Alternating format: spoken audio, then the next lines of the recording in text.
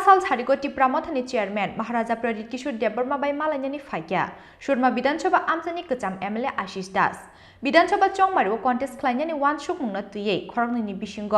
सती थामजि रमै ओंलाख्या कक्लाम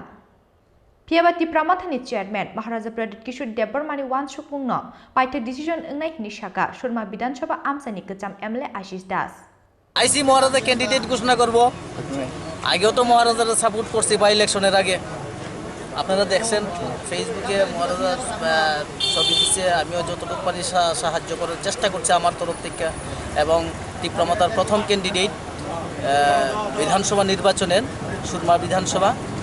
আপনারা দেখছেন দ্বিতীয় পজিশনে আসলো তো আমার আশা এবং বিশ্বাস 2023-এ 2018-র যে পরিবর্তন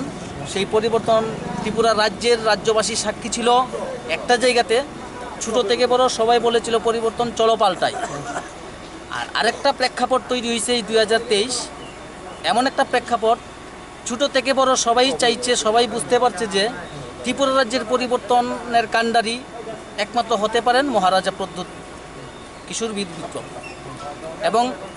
সেটা সারা শুধু ত্রিপুরা রাজ্য নয় সারা ভারতবর্ষের মধ্যে ত্রিপুরা নিয়ে একটা চর্চিত বিষয় মহারাজা কারণ দেখেছেন আপনারা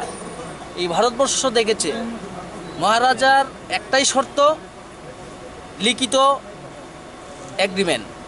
ওরা করতে পারছে না তারপর চার্টার ফ্লাইট দিয়ে মহারাজাকে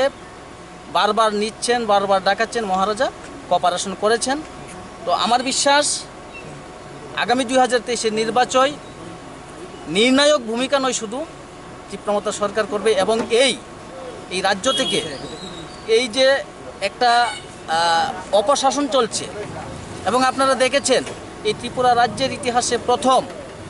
ভারতীয় জনতা পার্টির হয়ে বিজেপির এমএলএ হয়েও আমি বিজেপির প্রতিবাদ করেছিলাম শুধু জনগণের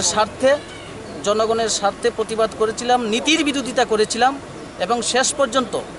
জনগণের স্বার্থ সুরক্ষা না করতে পেরে আমি নিজে দল ছেড়েছি এবং আপনারা দেখেছেন আমার আজকের দিনও আমি প্রতিজ্ঞাবদ্ধ আমি আমার প্রতিজ্ঞা পালন করে যাচ্ছি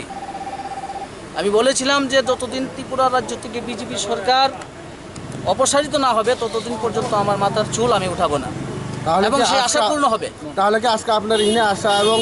আগামী সামনে 23-এর নির্বাচনের শুরু থেকে আমরা আপনাকে আবার দেখতে পারি না এটা মহারাজার বিষয় এর বাইরে আমি কিছু বলতে পারবো একদম মহারাজার বিষয় মহারাজার উপর আমার সবচেয়ে বড় বিশ্বাস একটা জায়গাতে অনেকবার হয়েছে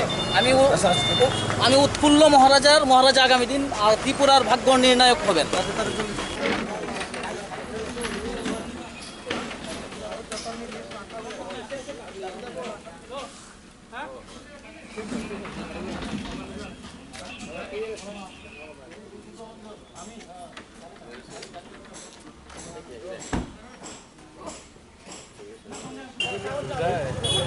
এবং সফরকে কষ্ট করে